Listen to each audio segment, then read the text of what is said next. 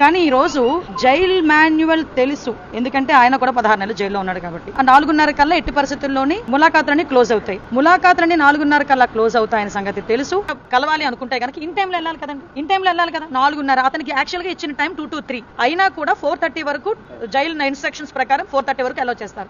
అయినా కూడా ఆ టైంలో కూడా వెళ్ళాలి. 5:30కి బ్యారక్స్ అన్ని క్లోజ్ అవుతాయని తెలియదా ఆయనకి? ఏ జైల్లోనైనా నామ్స్ ప్రకారం 5:30కి బ్యారక్స్ అన్ని క్లోజ్ అవుతాయి కదా, ఆ మాత్రం తెలియదా?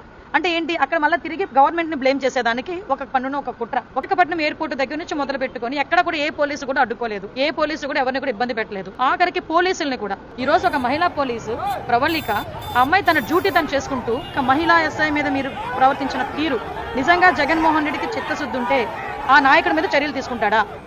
ఆ నాయకుడి గురించి ఏమైనా మాట్లాడతాడా? ఈ రోజు మేము మాత్రం ఊరుకోం.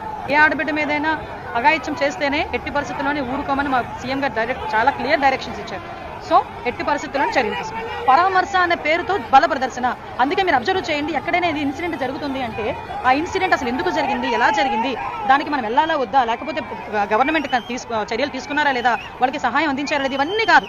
అక్కడికి వెళ్ళిపోవాలి అంటే నేను దిగిన తర్వాత ప్లేస్ దగ్గర నుంచి ఆ ప్లేస్ కి మినిమం 3 గంటలు 4 గంటలు పట్టాలి. జనాలు అందరూ రోడ్డు మీదకి రావాలి, ఒకడు రప్ప నరాలి, ఒకడు సీఎం అని నరాలి. ఇదే వాళ్ళ కాన్సెప్ట్.